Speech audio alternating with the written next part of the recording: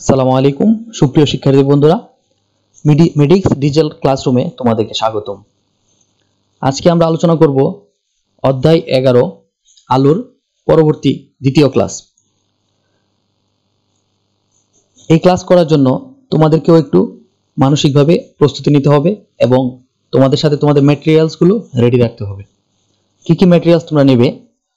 তোমরা প্রথমে মানসিকভাবে কিছু সময় আমার সাথে ব্যয় করার জন্য প্রস্তুতি নাও। সাথে তোমাদের খাতা, কলম এবং তোমাদের যে বোর্ড বই আছে ওই বইটা সাথে নিয়ে রেডি হও এবং বোর্ড বইয়ের যে অংশটা আজকে আমরা আলোচনা করব ওই অংশটা তোমার সামনে রাখো। এবং আমি তোমাদেরকে মাঝে মাঝে বলবো যে কোন কোন অংশগুলো তোমাদের খাতায় লিখে রাখতে হবে, ওই জিনিসগুলো তোমরা খাতায় লিখে নোট করে নেবে। ঠিক আছে, তাহলে চলো শুরু করা যাক আজকে আমাদের দ্বিতীয় ক্লাস, অধ্যায় 11 আলোর যে ক্লাস। তো দ্বিতীয় ক্লাসে আমরা গত ক্লাসে আলোচনা করেছিলাম আলোর প্রতিসরণ এবং এই সংক্রান্ত কিছু মৌলিক বিষয়, সংকট কোণ, পূর্ণ অভ্যন্তরীণ প্রতিফলন। আজকের ক্লাসে আমরা কিছু বিষয় আলোচনা করব। এগুলো হচ্ছে অপটিক্যাল ফাইবার, ম্যাগনিফাইং গ্লাস এবং মানব চক্ষু। দেখো, আমি ক্লাস করানোর সময় কিছু কিছু বিষয় তো অনেকবার রিপিট হয়ে যেতে পারে। এটা শুধুই তোমাদের বোঝার সুবিধার জন্য, যেন এই ক্লাসটি তোমাদের আর না করা লাগে, একবারে যেন তোমরা বুঝতে পারো। যদি তোমরা পরিপূর্ণ মনোযোগী হও, আশা করা যায় যে তোমরা সম্পূর্ণভাবে বুঝতে পারবে ইনশাআল্লাহ। চলো পরবর্তী দেখি, শুরু করি আমরা। তো প্রথম যে জিনিসটা আসতেছে আমাদের সামনে, বইও আছে তোমাদের অপটিক্যাল ফাইবার কি এবং তার ব্যবহার কি, কিন্তু বইয়ে সরাসরি অপটিক্যাল ফাইবারের ডেফিনিশনটা দেওয়া নেই। কোনো একটা জিনিস পড়ার শুরুতেই প্রথম কাজ হচ্ছে ওই জিনিসটা কি, ওই বিষয়টা জানা। তো চলো বইয়ের থেকে নেওয়া ডেফিনেশন একটু দেখা যাক বিষয়টা কি। যে সরু কাঁচতন্তুর মধ্য দিয়ে আলোকরশ্মি প্রবেশ করে অপর প্রান্ত দিয়ে বের না হওয়া পর্যন্ত এর দেয়ালে আলোর পূর্ণ অভ্যন্তরীণ প্রতিফলন ঘটে তাকে অপটিক্যাল ফাইবার বলে। এই ডেফিনেশনটা অবশ্যই অনেকটা বুঝার বিষয়, সামনে আমরা বুঝিয়ে দেব, তারপরে তোমার এটা মুখস্থ করার দরকার নেই, এক দুবার রিডিং করবে, দেখবে তোমার এমনিতেই মনে রয়েছে। তারপরে জানা দরকার, আমরা জানলাম অপটিক্যাল ফাইবার কি, তারপরে যে জিনিসটা জানা দরকার অপটিক্যাল ফাইবারের ব্যবহার কি। অপটিক্যাল ফাইবার নানা কাজে ব্যবহৃত হয়, এর মধ্যে কয়েকটা কাজ এখানে আমি উল্লেখ করেছি। তোমরা এই বিষয়গুলো খাতায় নোট করে নেবে, কারণ অনেক সময় জ্ঞানমূলক প্রশ্নে ডেফিনেশন আসে এবং অনুধাবনমূলক প্রশ্নে কিছু ব্যবহার আসে। এখানে আসতে পারে যে অপটিক্যাল ফাইবারের ব্যবহার কি, লিখো। তোমাদের বই থেকে নেওয়া, সাথে কিছু অ্যাড করা এখানে একটু তোমরা লক্ষ্য করো। অপটিক্যাল ফাইবার বর্তমানে টেলিযোগাযোগের ক্ষেত্রে বহুল ব্যবহৃত হচ্ছে, একটা বিষয়। তারপর হচ্ছে অপটিক্যাল ফাইবার দিয়ে লম্বা দূরত্বে অনেক কম সময়ে বিপুল পরিমাণ তথ্য পরিবহন করা যায়। আবার ডাক্তাররা মানবদেহের ভেতরের কোনো অংশ, যেমন পাকস্থলী ও কুলন দেখার জন্য যে আলোক নল ব্যবহার করেন তা একগুচ্ছ অপটিক্যাল ফাইবারের সমন্বয়ে গঠিত। আসলে এটাকে বলা হয় হচ্ছে ডাক্তারি ভাষায় এন্ডোস্কোপি। এন্ডোস্কোপি করে পাকস্থলীর ভিতর দেখা হয় কোনো প্রবলেম আছে কিনা। আরেকটা হচ্ছে কোলোনোস্কোপি, কোলোনোস্কোপি মানে কুলন দেখা হয় যে কোনো প্রবলেম হলো কিনা, যেটার ক্ষেত্রে আমরা অপটিক্যাল ফাইবার ব্যবহার করে থাকি। এরপরে বর্তমান সময়ে বিভিন্ন অনুষ্ঠানে আলোকসজ্জা, সেন্সর এবং ছবি সম্পাদনার কাজেও অপটিক্যাল ফাইবার ব্যাপকভাবে ব্যবহৃত হচ্ছে। এই অংশটা তোমরা আশা করি মনে রাখবে, তোমাদের পরীক্ষা আসতে পারে। তো তারপরে যদি আমরা লক্ষ্য করি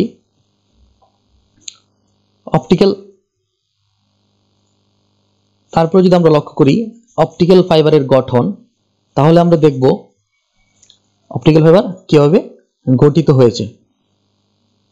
তো এই জন্য যেটা দরকার,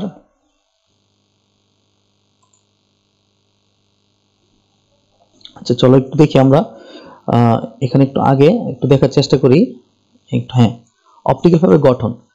তো এখানে যদি একটু লক্ষ্য করো, অপটিক্যাল ফাইবারের কথা তোমাদের বইয়ে যেখানে বলা আছে ওইখানে বলা আছে কি, এগুলো সরু কাঁচতন্তু এবং সূক্ষ্ম চুলের মতো।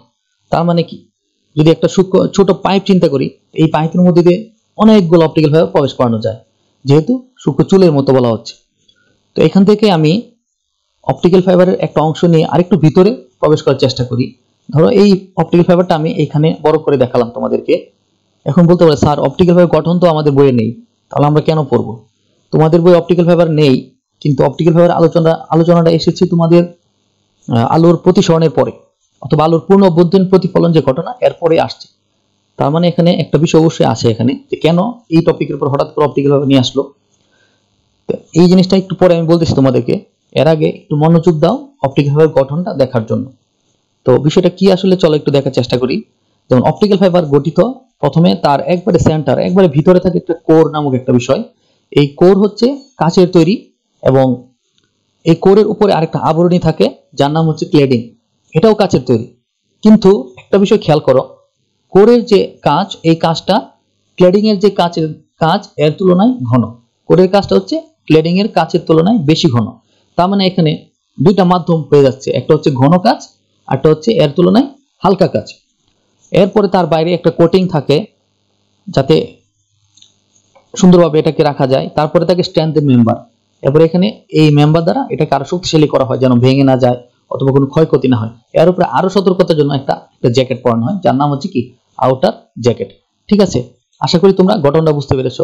তো এই সেন্টারের জিনিস তোমাদের বুঝতে হবে, একটা হচ্ছে কোর যেটা ঘন কাঁচ, তারপর হচ্ছে ক্লেড যেটা ঘন কাঁচের তুলনায় একটু হালকা। তার মানে এখানে দুইটা মাধ্যম ক্রিয়েট হলো, একটা হচ্ছে ঘন কাঁচ আর একটা হচ্ছে হালকা কাঁচ। এখন যদি কোনো কারণে আমরা আলোক রশ্মি প্রবেশ করানোর চেষ্টা করি, এই আলোক রশ্মি ধরো, এই হচ্ছে কোর, এই হচ্ছে ক্লেড, এই ঘন মাধ্যম থেকে হালকা মাধ্যমে আমরা আলোক রশ্মি প্রবেশ করানোর চেষ্টা করছি, তখন দেখা যাবে বা অপটিক্যাল ফাইবারের ক্ষেত্রে সবসময় যেই কাজটা করা হয়, যেহেতু ঘন মাধ্যম এবং হালকা মাধ্যম হয়ে গেছে এখানে দুইটা মাধ্যম, এবং তোমাদেরকে আমি গত ক্লাসে আলোচনা করেছিলাম ঘন থেকে হালকা মাধ্যমে যখন আলো প্রবেশ করে তখন একটা ঘটনা ঘটে। ঘটনাটা হচ্ছে, যদি এই ঘন মাধ্যম থেকে, যে এখানে একটু লক্ষ্য করো, ধরো আলোক রশ্মিটা এখানে ঘন মাধ্যম থেকে হালকা মাধ্যমে যাচ্ছে, এটা আমি অভিলম্ব ধরলাম, তো এখানে একটা কোণ তৈরি হলো। কোনো কারণে যদি এই কোণটা সংকট কোণের চেয়ে বড় হয়, কার থেকে বড়?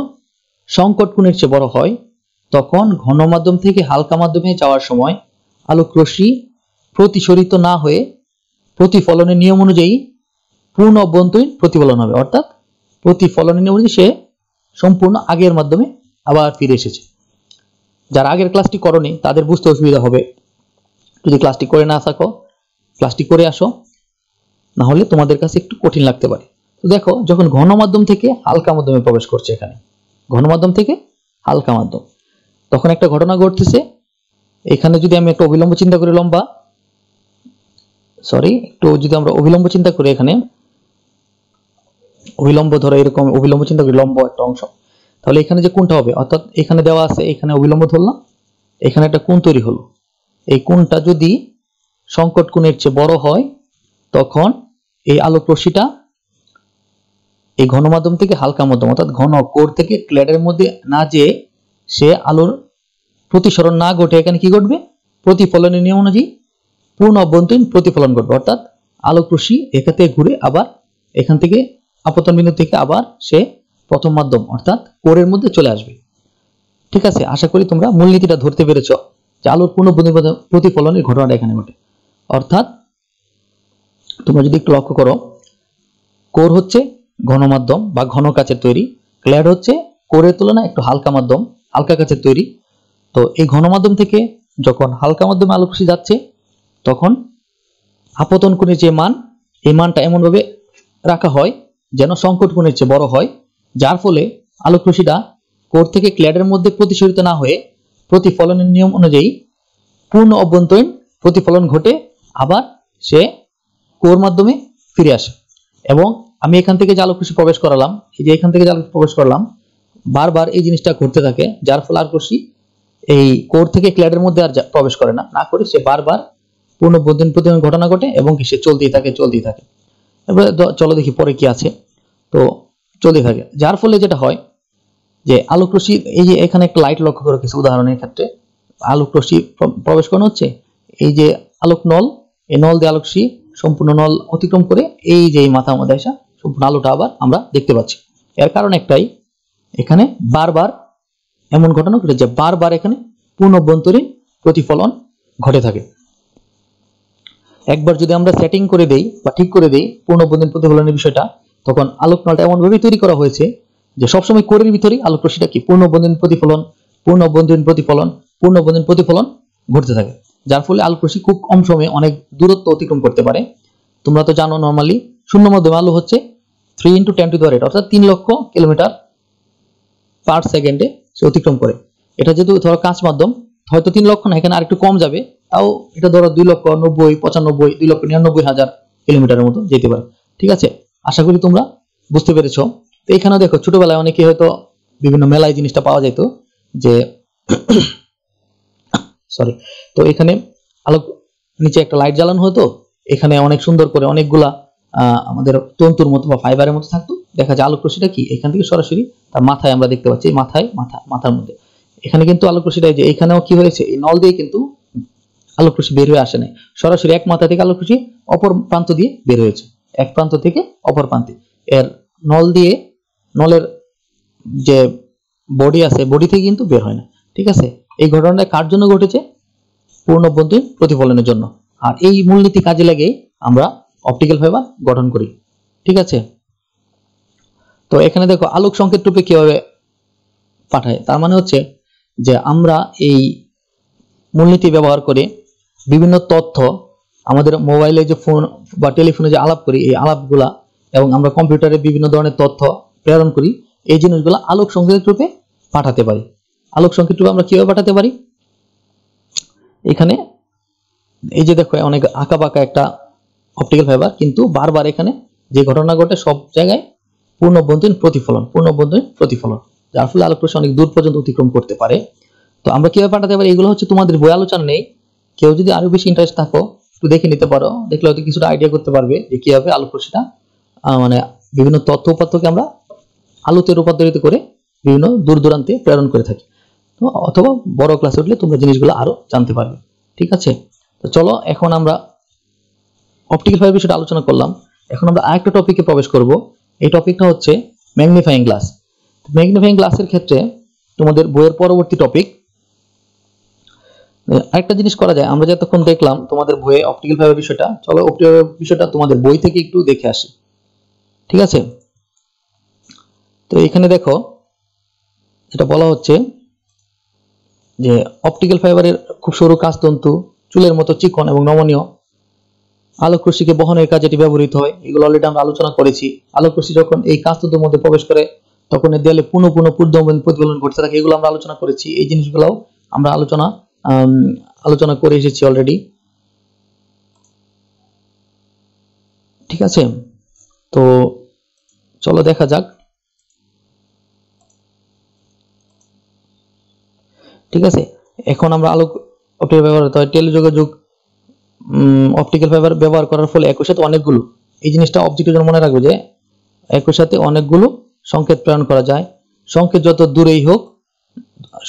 দূরেই যাক না কেন কোনো এর শক্তি হ্রাস পায় না। এই কথাগুলো মনে রাখবে, অবজেক্টিভ আসতে পারে যে বহুপদী সমাপ্তি সূচকে যে অপটিক্যাল ফাইবারের মাধ্যমে যখন কোনো সংকেত প্রেরণ করা হয় তখন কি শক্তি হ্রাস পায়, তখন কি সংকেতের শক্তি বৃদ্ধি পায়, অথবা কি সংকেত নষ্ট হয়ে যায়, এও আসতে পারে, তখন তুমি জিনিসটা দেখতে পারো। এরপরে ধরো এখানে আছে যে এটা খুব সূক্ষ্ম সরু কাঁচতন্তু, জিনিসটা মনে রাখতে হবে। চুলের মতো চিকন এবং নমনীয়, এই জিনিসটা মনে রাখতে হবে। এরপরে কাজগুলো আমরা একটু ডিটেলস তোমাদেরকে আগে দিয়ে দিয়েছি, একটু দেখবে তাহলে ইনশাল্লাহ বুঝতে পারবে। এবং ডাক্তারের কাজে কি ধরনের ব্যবহার হয় আলোক নড়ি, এটাও আমরা আলোচনা করেছি। ওকে, তারপরে আমরা যে পরবর্তী যে টপিকটা আলোচনা করব এটা হচ্ছে ম্যাগনিফাইং গ্লাস। এই জায়গাটাতে একটু কিছু কথা বলা দরকার। কথাটা হচ্ছে এই ম্যাগনিফাইং গ্লাস আলোচনা করব। ম্যাগনিফাইং গ্লাস নিয়ে আলোচনা বিভিন্ন নেটে বিভিন্ন জায়গায় আছে, কিন্তু তার মূলনীতিটা অনেকেই ক্লিয়ার করতে পারেননি। আমি যেগুলা দেখার চেষ্টা করেছি, যে কাটাকাটি করে যে তারা কি আসলে পড়িয়েছেন, কিন্তু আশা করি তোমরা একবার ক্লিয়ার কাট কনসেপ্ট ক্লিয়ার করে বুঝতে পারবে। একটু মনোযোগী হও, ইনশাল্লাহ তোমাদের জন্য জিনিসটা আরো সহজ হয়ে যাবে। এখন জানি না আগে কি হয়েছে, কিন্তু এখানে যে টপিকটা আছে, ধরো ম্যাগনিফাইং গ্লাসের বিষয়টা বা কিছু বিষয়, এগুলো চাইলে খুব সুন্দরভাবে ক্লিয়ার করে দেওয়া যায়। আর অনেকেই এই জিনিসগুলোকে স্কিপ করে চলে যায়, কারণ অনেক কিছু বিষয় থাকে। ম্যাগনিফাইং গ্লাসের বিষয়টা এটা তুমি হয়তো উপরের ক্লাসে গেলে হয়তো সরাসরি এভাবে নাও পেতে পারো। এখন যদি তুমি কনসেপ্ট ক্লিয়ার করে রাখো, তোমার নিজের মধ্যে একটা কনফিডেন্স হচ্ছে এই জিনিসটা আমি বুঝতে পেরেছি। আশা করি তোমরা মনোযোগ দিবে যাতে বুঝতে পারো। তো চলো শুরু করি। ম্যাগনিফাইং গ্লাসের যে বিষয়, বিখ্যাত ইংলিশ দার্শনিক রজার বেকন বৈজ্ঞানিক উদ্দেশ্যে প্রথম ম্যাগনিফাইং গ্লাস ডিজাইন করেছিলেন ত্রয়োদশ শতকে, মানে প্রায় 1300 সালে, আজ থেকে প্রায় 700 বছর আগে। ঠিক আছে, তো চলো ম্যাগনিফাইং গ্লাসের বিষয়গুলো একটু বোঝার চেষ্টা করি। তো এখানে একটু লক্ষ্য করো যে কোনো বিষয় আগেও বলছি, জানার জন্য আগে দরকার জিনিসটা কি এবং তার ব্যবহার কি, তারপরে আমি জানবো যে এটা কিভাবে গঠিত, তার মূলনীতি কি, সে কিভাবে কাজ করে। তো ম্যাগনিফাইং গ্লাস কি, তোমাদের বই থেকে নেওয়া ডেফিনেশন একটু গোছানো। যেসব লেখা বা বস্তু চোখে পরিষ্কার দেখা যায় না তা স্পষ্ট ও বড় করে দেখার জন্য স্বল্প ফোকাস দূরত্বের একটি উত্তল লেন্স ব্যবহার করা হয়। উপযুক্ত ফ্রেমে আবদ্ধ এই উত্তল লেন্সকে ম্যাগনিফাইং গ্লাস বা বিবর্ধক কাঁচ বা পঠন কাঁচ বা সরল অনুবীক্ষণ যন্ত্র বলে। এখানে লক্ষ্য করো, অবজেক্টিভ আসতে হবে। ম্যাগনিফাইং গ্লাসের অপর নাম কি? বিবর্ধক কাঁচ, পঠন কাঁচ, সরল অনুবীক্ষণ যন্ত্র, এই সবগুলাই ম্যাগনিফাইং গ্লাসের আরেকটা নাম। ম্যাগনিফাইং গ্লাসের ব্যবহার কি? ছোট ছোট ইলেকট্রনিক ডিভাইস নিয়ে কাজ করতে ম্যাগনিফাইং গ্লাস ব্যবহৃত হয়। ম্যাগনিফাইং গ্লাস কোনো ছোট লেখা পড়ার জন্য, গহনাগুলি নিকট ডিজাইন করার জন্য এবং হারিয়ে যাওয়া কোনো বস্তু খুঁজে পাওয়ার জন্য ব্যবহৃত হয়। ম্যাগনিফাইং গ্লাসের একখানা জাদুকরী ক্ষমতা আছে। ক্ষমতাটা হচ্ছে এই গ্লাস দিয়ে সূর্যের আলোকে পঞ্জীভূত করার মাধ্যমে আগুন জ্বালানো যায়। একজন বিজ্ঞানীর একটা উল্লেখযোগ্য ঘটনাও আছে, আশা করি তোমরা পরবর্তীতে জানতে পারবে আরো। তো এখন চলো এই যে একটু লক্ষ্য করি ম্যাগনিফাইং গ্লাসের ব্যবহারটা। অনেক সময় আমরা যদি পুরো বিশ্বের মানচিত্র খুঁজতে যাই, অনেক ক্ষেত্রে লেখাগুলো অনেক ছোট ছোট হয়ে যায়, তখন চোখে ঝাপসা দেখা যায়, তো ভালোভাবে দেখা যায় না। তখন আমরা যদি ম্যাগনিফাইং গ্লাস চোখে নিকটে নিয়ে ওই লেখাগুলো দেখতে চাই, তাহলে আমাদের চোখে কিছুটা বড় দেখা যায়, এই জন্য আমাদের কি সুবিধা হয়। অনেক ক্ষেত্রে কোনো বইয়ের লেখা যদি অনেক খুব ছোট ছোট থাকে, তখন যদি আমরা দেখতে না পারি, তখন এই ম্যাগনিফাইং গ্লাসটা দিয়ে ওই সামনে নিয়ে ধরি, তাহলে আমরা লেখাগুলো একটু বড় দেখতে পারবো। ঠিক আছে, এই হচ্ছে ম্যাগনিফাইং গ্লাস কি এবং ম্যাগনিফাইং গ্লাসের ব্যবহারটা কি। এখন কথা হচ্ছে যে ম্যাগনিফাইং গ্লাস কিভাবে কাজ করে। তোমাদের বইয়ে ম্যাগনিফাইং গ্লাস কিভাবে কাজ করে এই জিনিসগুলো নিয়ে আলোচনা আছে, কিন্তু হয়তো দেখলে বোঝাটা একটু কঠিন। তাও চলো আমরা একটু সহজ করার চেষ্টা করি, আশা করি তোমরা বুঝতে পারবে। তো কিভাবে কাজ করে এটা জানার আগে তোমাদের বইয়ে যে টপিকটা আছে, ওই টপিকের মধ্যে একটা কথা আছে যে বীক্ষণ কোণ বড় হয় ছোট হয়, এরকম কিছু বিষয় আছে, আমরা একটু পরে দেখবো। তো এর আগে চলো একটু জেনে নিই যে বীক্ষণ কোণ জিনিসটা কি। বীক্ষণ কোণ হচ্ছে যে কোনো লক্ষ্যবস্তু চোখে যে কোণ উৎপন্ন করে তাকে বীক্ষণ কোণ বলে। এর মানে হচ্ছে, ধরো এটা যদি তোমার চোখ হয়ে থাকে, এখানে একটা ফুল গাছ আমরা দেখতে পাচ্ছি, তো এই ফুল গাছটা তোমার চোখে যখন প্রবেশ করবে, তুমি ফুল গাছটাকে দেখতে পাচ্ছ, এখানে উল্টা দেখতেছো। একটা বিষয় হয়তো তোমরা জানো কিনা যে চোখে সবসময় উল্টা প্রতিবিম্ব গঠিত হয়, এবং এই উল্টা প্রতিবিম্বকে চোখ বিশেষভাবে পরিবর্তিত করে আমাদের মস্তিষ্কে সোজা করে নিয়ে যায় এবং ওইখান থেকে আমরা জিনিসটাকে সোজাই দেখতে পাই, কিন্তু চোখে বিম্বটা উল্টাই গঠিত হয়। বিম্ব মানে কি? বিম্ব মানে হচ্ছে ছায়া, যে আমরা যে নিজেদের ছায়া দেখি অথবা আয়নাতে যে আমরা নিজেদেরকে দেখি, এটা হচ্ছে আমাদের একটা বিম্ব। ঠিক আছে, তো বীক্ষণ কোণ হচ্ছে লক্ষ্যবস্তুটা, এই চোখে লেন্স আছে, এই চোখের সাথে যে কোণ উৎপন্ন করে, এই যে এখানে যে একটা কোণ তৈরি করলো, এটা হচ্ছে বীক্ষণ কোণ। আমরা প্রথমে ছোট ছোট অংশে ভাগ করে কয়েকটা বিষয় পড়বো, তারপর যে একসাথে আমরা ম্যাগনিফাইং গ্লাসের কার্যপ্রণালীগুলা অথবা মূলনীতিগুলা বোঝার চেষ্টা করবো। ওই জিনিসটা বোঝার জন্য একটা জিনিস হচ্ছে বীক্ষণ কোণ কি। বীক্ষণ কোণ হচ্ছে কোন এই লক্ষ্যবস্তুটা চোখের সাথে যে কোণ উৎপন্ন করেছে, এটাই হচ্ছে তার বীক্ষণ কোণ। সরি। তো চলো পরবর্তীতে দেখা যাক। তোমাদের বইয়ে আরেকটা বিষয় আলোচনা আছে, তোমরা যদি সরাসরি পড়তে যাও তাহলে হয়তো বুঝবে না জিনিসটা, তাই আমার এই বিষয়টা একটু বোঝানোর চেষ্টা করতেছি।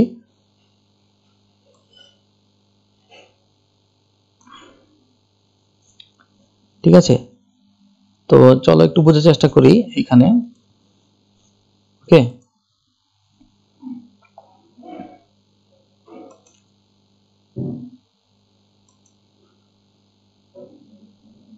Magnifying glass. তো এই ম্যাগনিফাইং গ্লাসটা কি একটু বোঝার চেষ্টা করবো আমরা এখন। আচ্ছা চলো বোঝার চেষ্টা করি ম্যাগনিফাইং গ্লাসটা কি।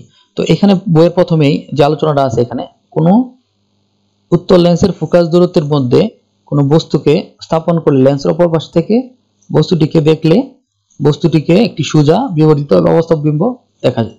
আর মজার বিষয় যে তোমরা এর কোনো কিছুই জানো না, উত্তল লেন্স কি, ফোকাস দূরত্ব কি এবং সোজা বিবর্ধিত অবস্থাব বিম্ব হয়তো তোমাদের কাছে নতুন লাগতে পারে। তো এই বিষয়গুলো নিয়ে আলোচনা করলে অনেক ধরনের আলোচনা করা যায়। তো এই বিষয়টাকে আমি তোমাদেরকে একটা সিম্পল চিত্রের মধ্যে বোঝানোর চেষ্টা করব, ইন শর্ট, ডিটেইলস না তবে ইন শর্ট। চলো বোঝার চেষ্টা করি আমরা। তো এখানে যদি আমরা একটু লক্ষ্য করি,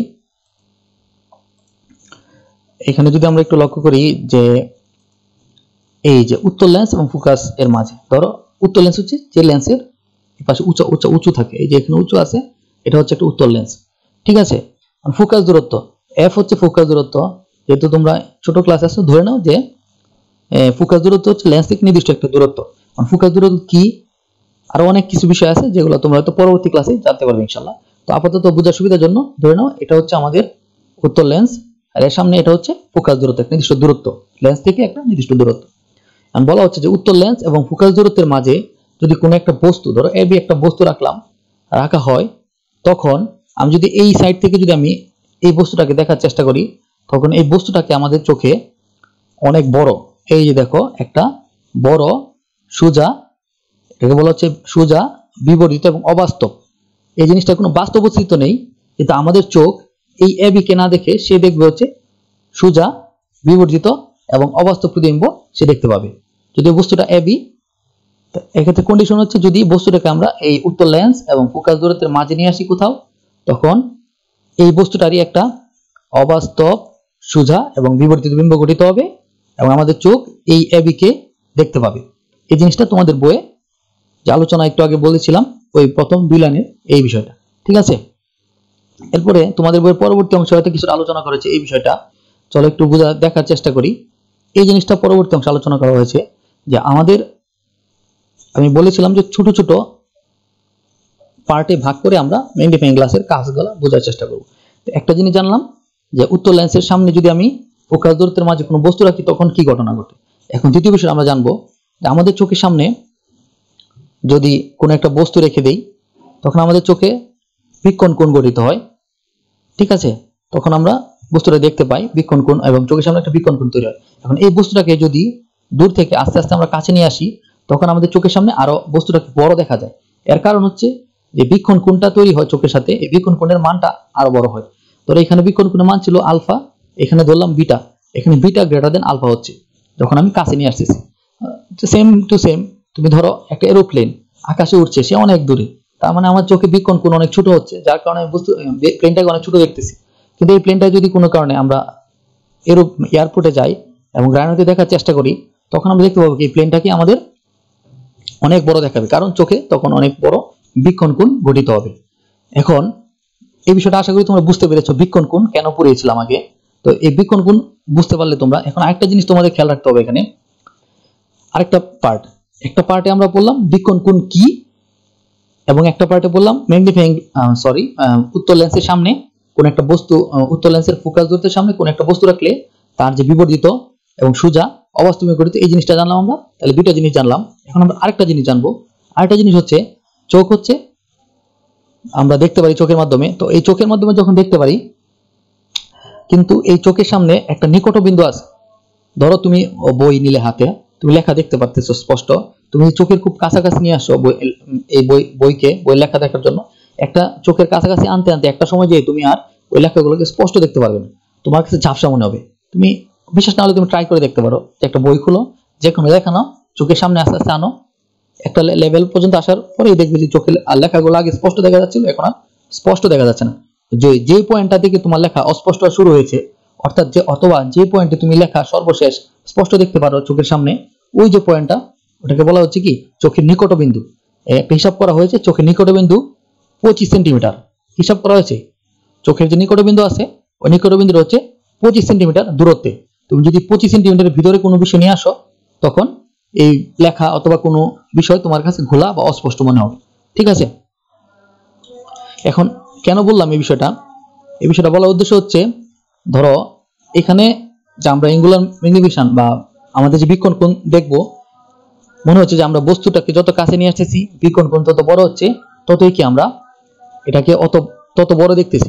কিন্তু তুমি যদি একটা বস্তুকে কাছে নিয়ে আসতে থাকো, এই নিকট বিন্দুর যে নিয়ম, এখান থেকে আমরা জানলাম কি নিকটে একটা বস্তুকে তুমি এইভাবে কাছে নিয়ে আসতেছো, আসার পরে যেটা হবে, তো এখানে যে লক্ষ্য করো, তো এখান থেকে একটা বস্তু, ধরো এখানে এই যে আমরা একটা উত্তল লেন্স ব্যবহার করেছি যেটা মূলত একটা ম্যাগনিফাইং গ্লাস, ধরো এটা নেই এখানে, ধরো এই জিনিসটা অনুপস্থিত রেখে চিন্তা করে যে বস্তুটাকে তুমি যদি কাছে নিয়ে আসতে থাকো, কাছে নিয়ে আসলে চোখের খুব কাছে নিয়ে আসতেছো, খুব কাছে নিয়ে আসলে তুমি ধরো ম্যাগনিফাইং গ্লাসটা এখন অনুপস্থিত, ওই অনুযায়ী চিন্তা করো।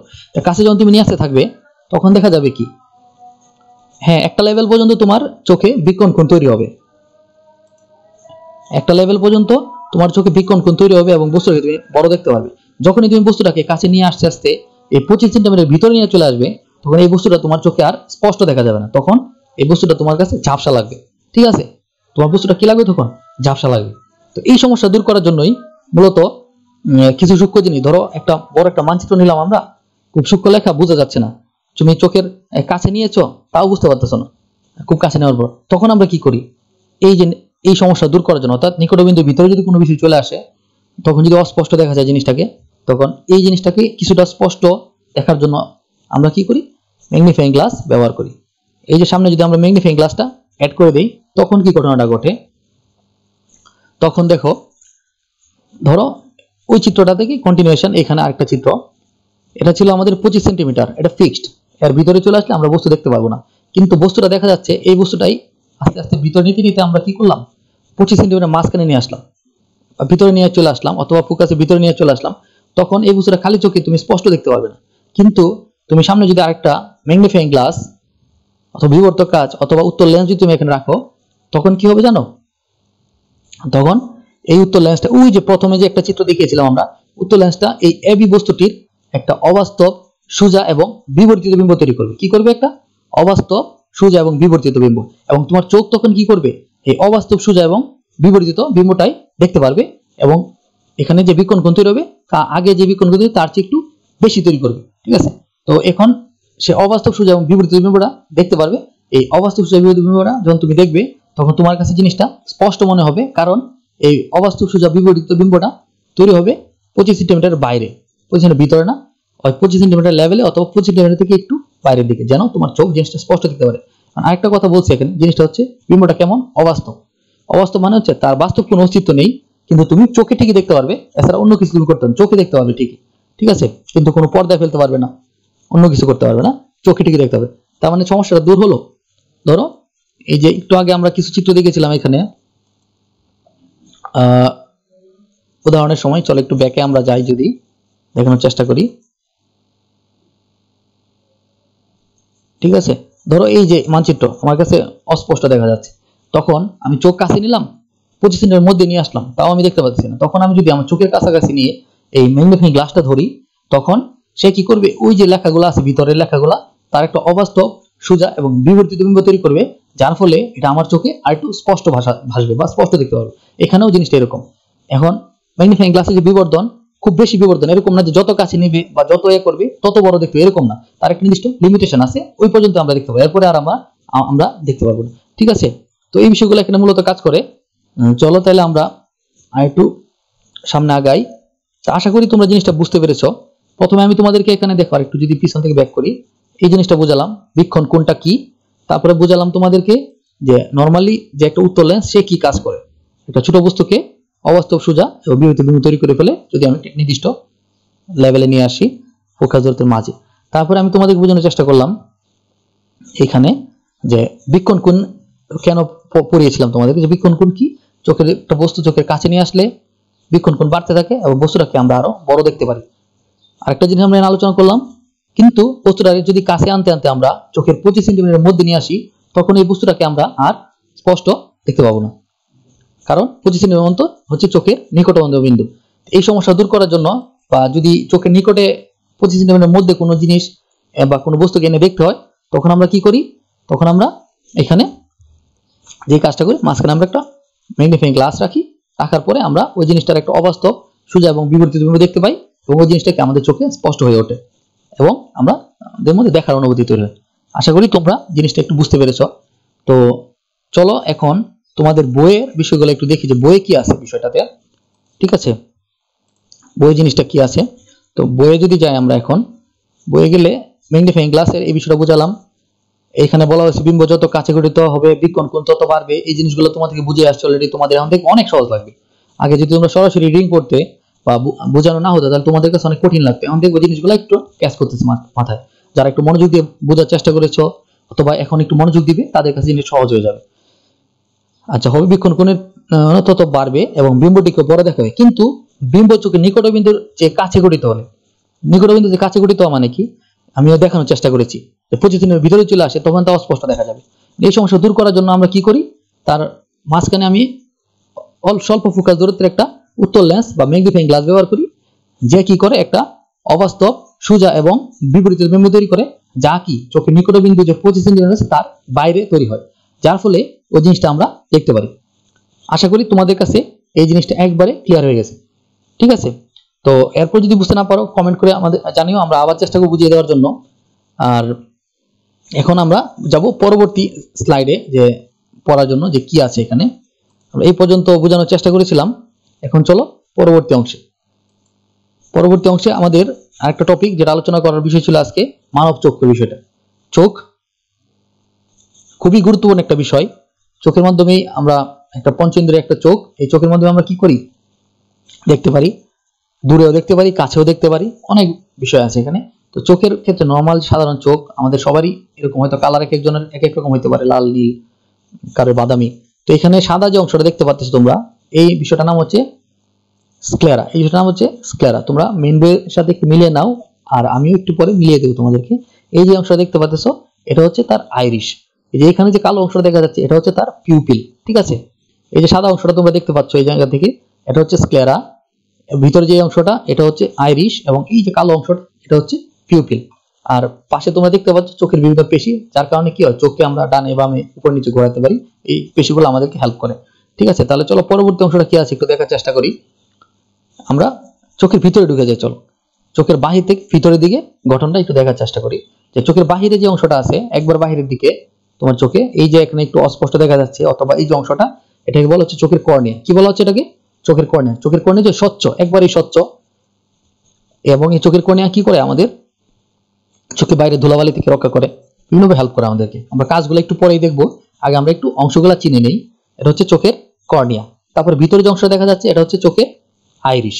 তো মাঝখানে এই যে এটা যদি লক্ষ্য করো, কর্নিয়া, এটা হচ্ছে আইরিশ, এবং মাঝখানে যে খালি অংশটা দেখতে পাচ্ছ, শূন্য অংশটা, এটা হচ্ছে চোখের পিউপিল, পিউপিল বা তারারন্ধ্র। এরপর এর পিছনে একটা অংশ দেখা যাচ্ছে, ভিতর থেকে মানে বাহির থেকে ভিতরের দিকে যদি আমরা প্রবেশ করি, ভিতরে এই অংশটা হচ্ছে কি, চোখের লেন্স। এই চোখের লেন্সটা এক ধরনের উত্তল লেন্স। ঠিক আছে, তো এরপরে যদি আমরা লেন্সের পরবর্তীতে আরো ভিতরে ঢোকার চেষ্টা করি, তখন আমরা একটু আগে বলছিলাম যে সাদা অংশটা ছিল স্ক্লেরা। স্ক্লেরার ভিতরে একটা অংশ আছে যার নাম হচ্ছে কোরোয়েড। কোরোয়েডের ভিতরে একটা অংশ আছে যার নাম হচ্ছে কি, একবার ভিতরের পার্ট যেটা, এটা হচ্ছে কি রেটিনা। আর পিছনে যেটা দেখতে পাচ্ছ এটা হচ্ছে চোখের স্নায়ু, যার মাধ্যমে আমাদের দর্শন অনুভূতি মস্তিষ্কে যে পৌঁছায়। আশা করি তোমরা একবার ভালো বুঝতে পেরেছো। তাও আরেকবার দেখো, চোখের কর্নিয়া যেটা স্বচ্ছ অংশ, তারপর হচ্ছে কি, ধরো কর্নিয়া, তারপর হচ্ছে চোখের আইরিশ, এটা হচ্ছে চোখের পিউপিল, তারপর হচ্ছে কি চোখের লেন্স। তারপরে আমরা আরেকটু বোঝার চেষ্টা করি। এই যে দেখো তোমরা, তোমাদের বইয়ে আছে আরেক দুইটা বিষয় আরো, যে অ্যাকুয়াস হিউমার আর হচ্ছে ভিট্রিয়াস হিউমার। এই যে চোখের যে লেন্স আছে, এই লেন্সের সামনে যে অংশটা আছে, এখান থেকে একবারে কর্নিয়া পর্যন্ত এক ধরনের তরল জাতীয় পদার্থ থাকে, স্বচ্ছ তরল। এই পদার্থের নাম হচ্ছে অ্যাকুয়াস হিউমার। নাম হচ্ছে কি তার, জেলি সদৃশ স্বচ্ছ তরল অ্যাকুয়াস হিউমার। তারপরে এই যে লেন্সটা দেখতে পাচ্ছ, লেন্সের ভিতরে এই যে জায়গাটা, এটাও একটা খালি জায়গা। এই জিনিসটা হচ্ছে কি, চোখের ভিট্রিয়াস হিউমার বলে এটাকে। ঠিক আছে, আরেকটা বিষয় যদি লক্ষ্য করো প্রথম চিত্রটাতে, এখানে এই যে অংশটা দেখতে পাচ্ছ, আমাদের মস্তিষ্কের ভিতরে আমাদের যে মাথার যে বোনস বা কঙ্কাল, এর ভিতরে চোখের কুটর বলা হয় এটাকে। চোখের কুটরের মধ্যে এই যে জিনিসটা থাকে, এই পুরো জিনিসটাকে বলা হচ্ছে কি, অক্ষিগোলক বলা হয়। কি বলা হয়, সম্পূর্ণটাকে বলা হয় অক্ষিগোলক। আশা করি তোমরা জিনিসগুলা ধরতে পেরেছো। তো এখন আসো এরপরে কি আছে দেখি।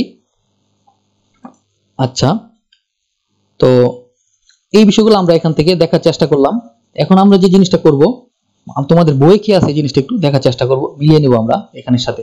ঠিক আছে, তো বইয়ের মধ্যে যদি যাও তোমরা একটু লক্ষ্য করো, এরপরে মানব চক্ষুর যে গঠন, পঞ্চেন্দ্রিয় অন্যতম, এটা আমরা দেখি অক্ষিগোলক কি। এই যে কুটরটা লক্ষ্য করো, আগে আমরা যেটা বুঝিয়েছিলাম, চোখের কুটরে অবস্থিত এর গোলাকার অংশকে অক্ষিগোলক বলে। এটি চক্ষু কুটরের মধ্যে একটি নির্দিষ্ট সীমার চারদিকে ঘোরানো যায়, অক্ষিগোলক। আশা করি তোমরা বুঝতে পেরেছো অক্ষিগোলক জিনিসটা কি। আমি যে দিকটা আগে তোমাদেরকে বুঝিয়ে এসেছি, তাও একটু আবার দেখি আমরা অক্ষিগোলক। অক্ষিগোলক বিষয়টা কি, যদি আমরা একটু শুরু দিকে যাই, আবার ধরে ধরে একবারে বুঝে ফেলি আমরা। শুধু এই যে এটা ছিল আমাদের অক্ষিগোলক, যা তোমাদেরকে বইয়ে আছে এখন। ঠিক আছে, তারপরে হচ্ছে তারপর আমরা তোমাদের বইয়ের পরবর্তী অংশগুলো দেখার চেষ্টা করি যদি। ঠিক আছে, পরবর্তী অংশ অক্ষিগোলক পরে হচ্ছে শ্বেতমণ্ডল। শ্বেতমণ্ডল স্ক্লেরা, আমি একটু আগে বলেছি শ্বেতমণ্ডল কোনটা। এর বিষয়টা কি, সাদা শক্ত ঘন আঁশযুক্ত অস্বচ্ছ আবরণ বিশেষ, বাহিরের বিভিন্ন পক্ষ অনিষ্ট হতে রক্ষা করে এবং চোখের আকৃতি ঠিক রাখে, এই শ্বেতমণ্ডল বা স্ক্লেরা। স্ক্লেরা জিনিসটা কোথায় ছিল, স্ক্লেরা জিনিস কোথায় ছিল, চলো একটু দেখার চেষ্টা করি। এই যে স্ক্লেরার অংশ, এই সাদা অংশটা স্ক্লেরা ছিল। অথবা যদি আমরা আরেকটু লক্ষ্য করি এখানে, তো এইখানে দেখতে পারবে এই যে সাদা অংশটা দেখা যাচ্ছে, এই যে সাদা অংশ এই পুরোটাই হচ্ছে কি স্ক্লেরা। আশা করি তোমাদের একবারে ক্রিস্টাল ক্লিয়ার হয়ে যাচ্ছে বিষয়গুলো। ঠিক আছে, চলো এরপরে আমরা দেখার চেষ্টা করি আরো কিছু বিষয়। তো এখন আরেকটু যদি দেখার চেষ্টা করি, ঠিক আছে। তো বই আরেকটা বিষয় যেটা বলছে, শ্বেতমণ্ডল গেল, শ্বেতমণ্ডলের পর হচ্ছে কি কর্নিয়া। কর্নিয়া শ্বেতমণ্ডলের সামনের অংশকে কর্নিয়া বলে, শ্বেতমণ্ডলের সামনের অংশকে কর্নিয়া বলে। শ্বেতমণ্ডলের এই অংশ হচ্ছে স্বচ্ছ এবং অন্যান্য অংশ অপেক্ষা বাইরের দিক অধিকতর উত্তল। কর্নিয়া জিনিসটা কি? কর্নিয়া জিনিসটা বোঝার জন্য আমাদের যাওয়া লাগবে এখানে, চলো বোঝার চেষ্টা করি। এই যে দেখো, এই শ্বেতমণ্ডল, বাইরে আইরিস হচ্ছে একবারে সবার সামনে, শ্বেতমণ্ডলের কর্নিয়া এদিকে এসে এরকম হচ্ছে কি আমাদের কর্নিয়া। অথবা একটু আগে চিত্র লক্ষ্য করো, যদি এই শ্বেতমণ্ডল আছে এভাবে এগুলো একসাথে লাগানো আছে, এর বাইরে যে আবরণটা, এর বাইরে যে স্বচ্ছ একটা আবরণী থাকে এর বাইরে, ওটাকে বলা হচ্ছে কি কর্নিয়া। আর একটু যদি বোঝার চেষ্টা করি এখানে, এই যে সামনে যে অংশটা, এই অংশটা হচ্ছে কি কর্নিয়া। আশা করি জিনিসটা তোমাদের ক্রিস্টাল ক্লিয়ার হয়েছে। তা আবার চেষ্টা করি আমরা বইয়ের মধ্যে, যে শ্বেতমণ্ডল কর্নিয়া গেল, তারপরে কোরয়েড বা কৃষ্ণমণ্ডল। কোরয়েড বা কৃষ্ণমণ্ডল কি? এটি কালো রঙের একটি ঝিল্লি দ্বারা গঠিত শ্বেতমণ্ডলের ভিতরের গাত্রে আচ্ছাদন বিশেষ। এই কালো রঙের জন্য চোখের ভিতরে প্রবিষ্ট আলোকের প্রতিফলন হয় না। জিনিসটা কি? ধরো আমরা যদি একটা ফুটবল চিন্তা করি, ফুটবলের বাহিরের একটা আবরণ থাকে, এবং ফুটবলের যেই অংশে বাতাস আমরা ভরি, বাহিরের আবরণ ঠিক উল্টা দিকে আরেকটা ভিতরের দিকেও একটা আবরণ থাকে। ঠিক আছে, তো এই ভিতরের দিকে যে আবরণটা, ওই আবরণটার নাম হচ্ছে কি কোরয়েড বা কৃষ্ণমণ্ডল। এটা কি হয়? একদম কালো হয়। আশা করি তোমাদেরকে একটু আগে দেখিয়েছি আমরা। তারপরে যে জিনিসটা আসতেছে আইরিশ।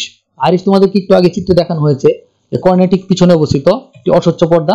পর্দাটি স্থান ও লুক বিশেষে বিভিন্ন রঙের হয়, লাল, গাঢ়, বাদামি, কালো ইত্যাদি রঙের হয়ে থাকে। তো অবজেক্টিভের জন্য মনে রাখতে পারো যে আইরিশ কি কি রঙের হতে পারে।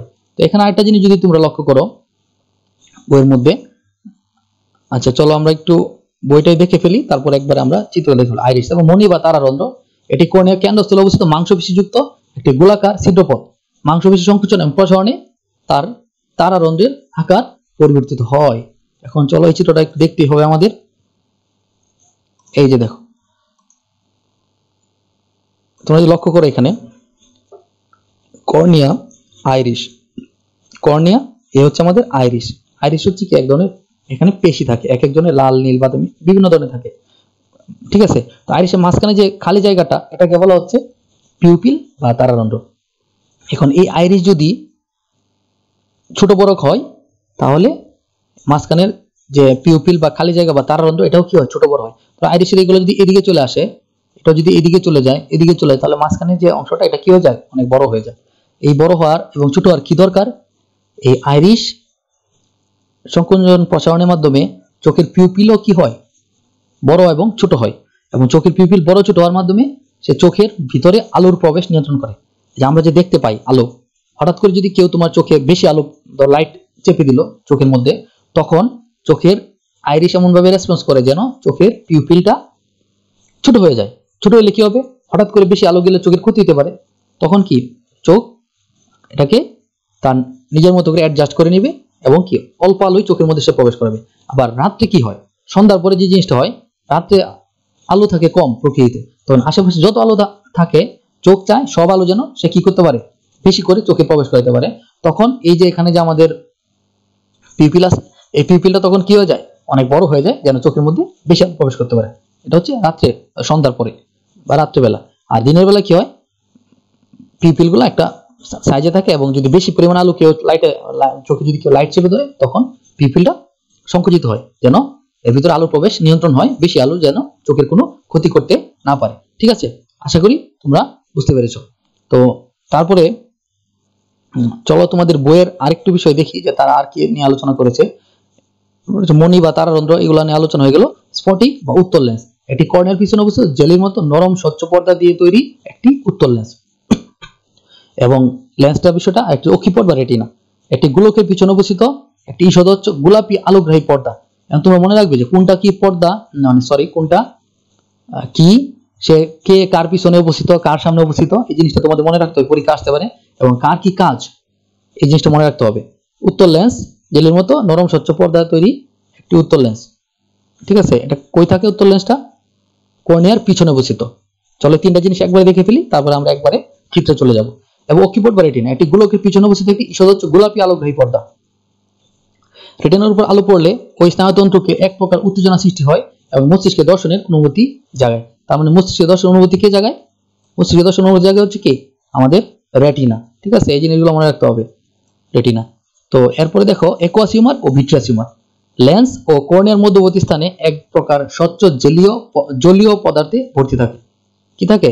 লেন্স ও কর্নিয়ার মধ্যবর্তী স্থান এক প্রকার স্বচ্ছ জলীয় পদার্থ, মানে তরল জাতীয় পদার্থ থাকে, এর নাম হচ্ছে কি? Aqueous humour. আর লেন্স ও রেটিনার মধ্যবর্তী অংশে এক প্রকার জেলি জাতীয় পদার্থ পূর্ণ থাকে। দুটা জিনিস লক্ষ্য করো তোমরা, লেন্স এবং কর্নিয়ার মধ্যে স্থানে এক প্রকার স্বচ্ছ জলীয়, তোমাদের বইয়ে বলছে কি? জলীয় মানে হচ্ছে তরল জাতীয়। ঠিক আছে, মনে রাখবে এই জিনিসটা স্পেশালি। আর লেন্স এবং রেটিনার মধ্যবর্তী এটা হচ্ছে বলতেছে কি? তারা জেলি জাতীয়। ওইখানে কিন্তু জেলি জাতীয় বলে না, বলছে জলীয়। আর ভিতরে যে অংশটা বলছে সেটাকে বলছে কি? জেলি জাতীয়। দুইটা কিন্তু দুই রকম, একটু খেয়াল রাখবে। সামনেরটাকে বলা হচ্ছে অ্যাকুয়াস হিউমার, এর পিছনে যেটা হয় এটা হচ্ছে ভিট্রিয়াস হিউমার। চলো এখন আমরা চিত্রের মধ্যে বোঝার চেষ্টা করি কোনটা অ্যাকুয়াস হিউমার, কোনটা ভিট্রিয়াস হিউমার। ঠিক আছে, চলো আমরা যদি চিত্রতে লক্ষ্য করি, এই যে আমরা এখানে করলাম, এটা হচ্ছে কর্নিয়া। এই কর্নিয়ার পর থেকে নিয়ে একবারে যে লেন্স আছে, লেন্সের ভিতর সাথে এই যে খালি জায়গা সব মিলে এখানে যে এই জলীয় যে তরল থাকে, এখানে এটা নাম হচ্ছে কি? Aqueous humour.